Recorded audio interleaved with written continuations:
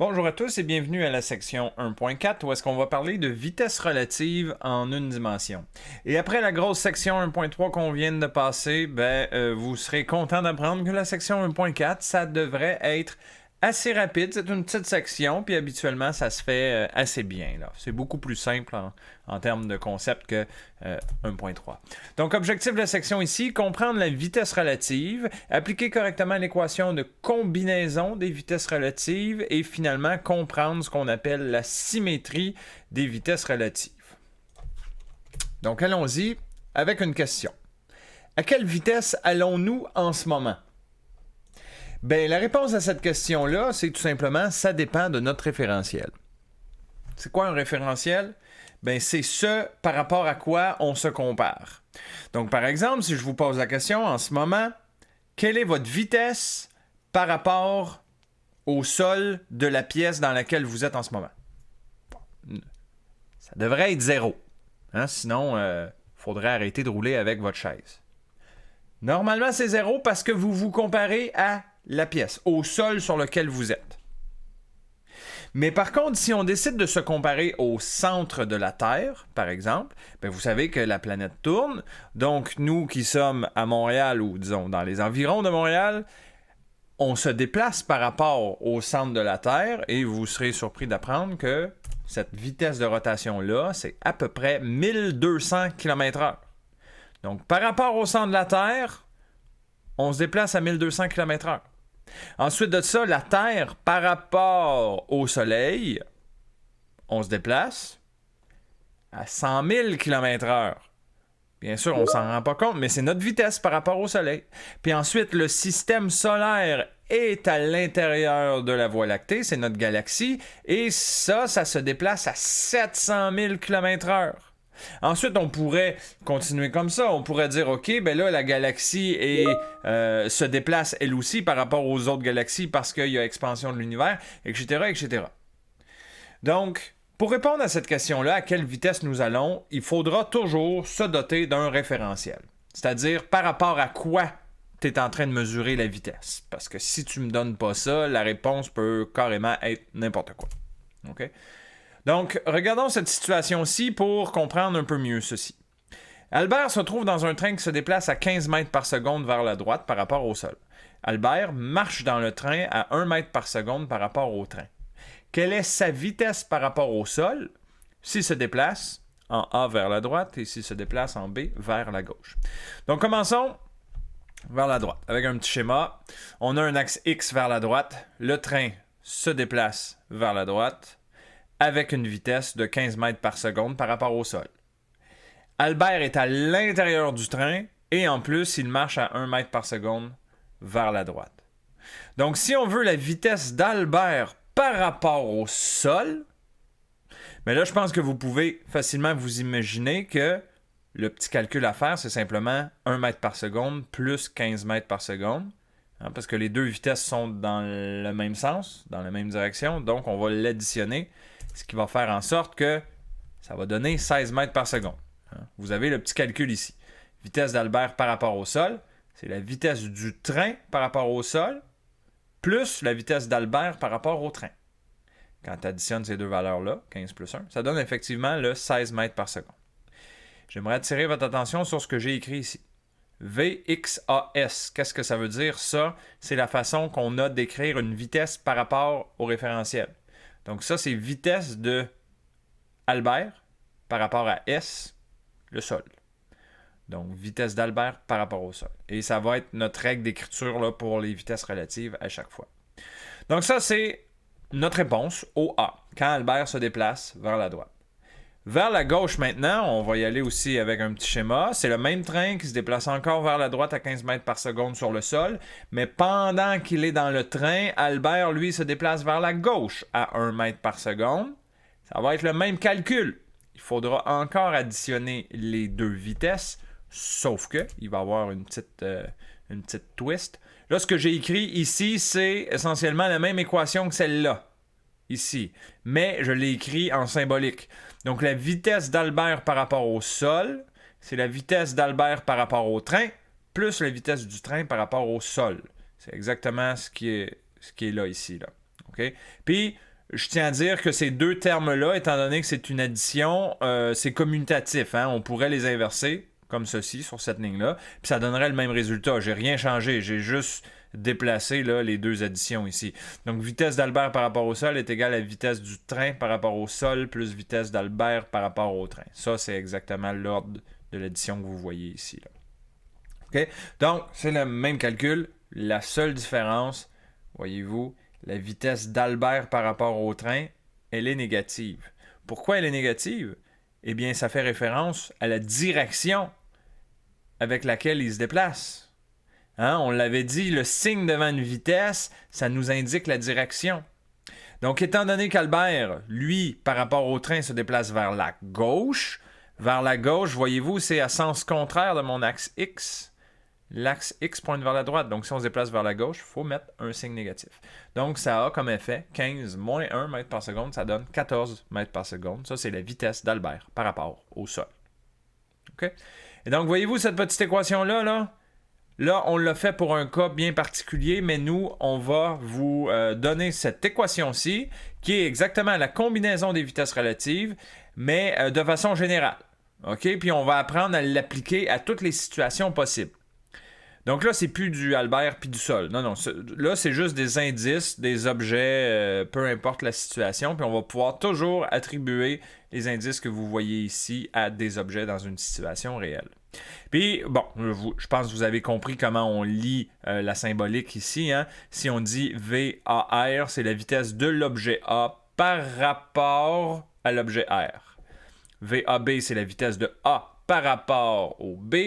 VBR, c'est la vitesse de B par rapport au R. Et regardez comment l'équation fonctionne.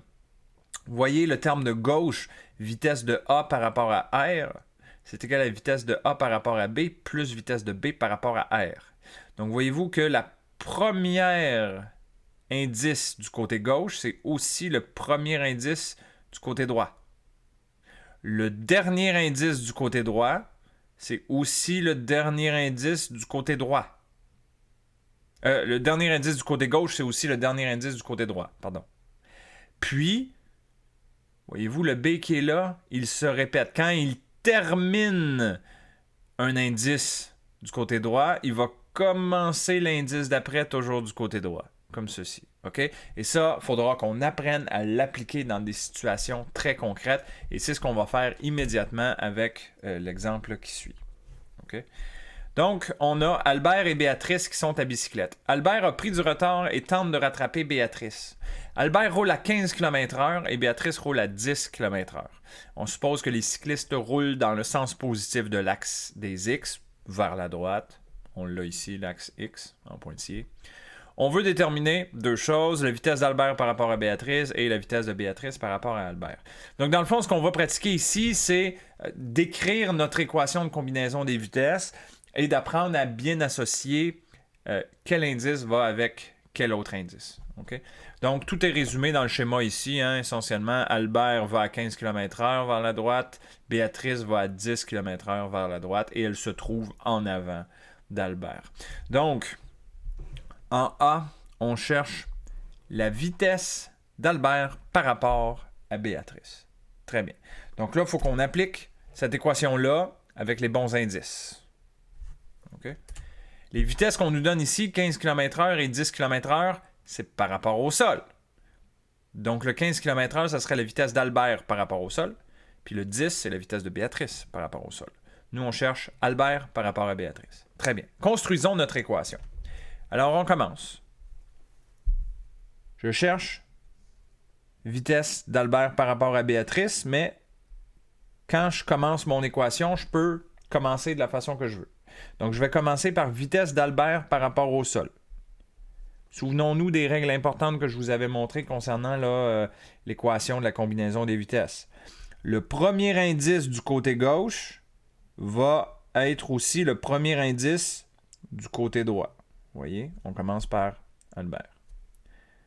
Plus, puis là, je me laisse de l'espace parce que j'ai pas fini. Vitesse. On avait dit aussi le dernier indice du côté gauche va être le dernier indice du côté droit. Voilà. Et ensuite, on avait dit que le dernier indice du premier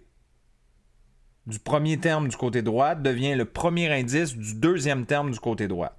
Ça veut dire, l'autre terme qui me manque, c'est Béatrice. Regardez, si je mets un Béatrice ici, le B qui est là, c'est le dernier indice du premier terme à droite.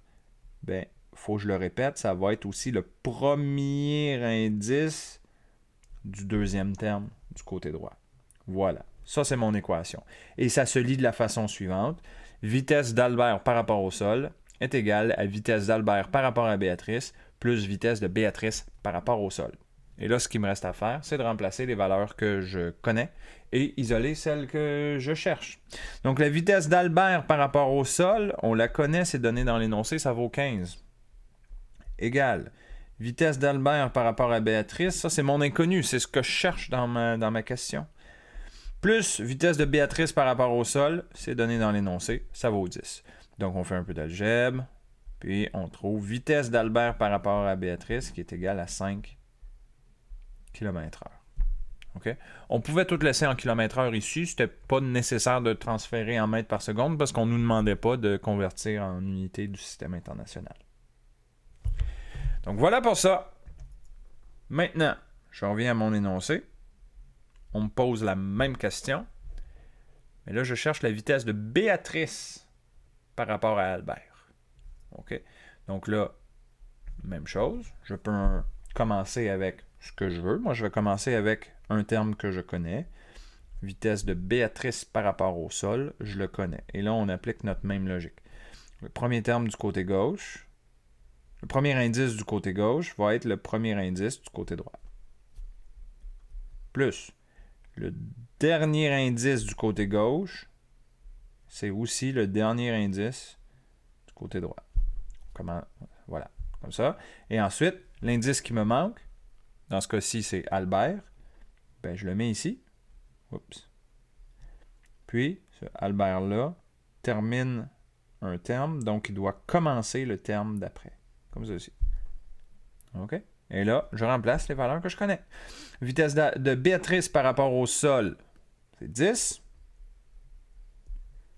Égale vitesse de Béatrice par rapport à Albert, c'est ce que je cherche, c'est mon inconnu. Plus vitesse d'Albert par rapport au sol, ça c'est 15. Et donc, quand j'isole vitesse de Béatrice par rapport à Albert, on trouve moins 5 km/h. Donc, voyez-vous qu'on obtient en A, on obtient 5 km/h et en B, on obtient moins 5 km/h. Donc là, c'est pas un hasard. C'est pas un hasard. Donc, ce qu'on voit ici, c'est que VAB est égal à moins VBA. N'est-ce pas? Parce que dans un cas, c'est 5, dans l'autre cas, c'est moins 5. Donc, les deux sont égales en valeur absolue, mais si on ne regarde pas la valeur absolue, ben, il y a juste un signe de différence. Et ça, c'est une règle qui est toujours vraie et, en fait, on s'en doutait pas, mais on vient justement de démontrer la symétrie des vitesses relatives. Et c'est pas juste vrai pour notre exemple de Albert et Béatrice. Ça va toujours être le cas. Donc, c'est une équation officielle, là. Donc, la vitesse d'un objet A par rapport à un objet B, c'est égal à moins la vitesse de l'objet B par rapport à l'objet A. OK? Et, bonne nouvelle, ben, c'est tout pour la section 1.4. Alors, on se laisse là-dessus et puis à très bientôt pour la section 1.5.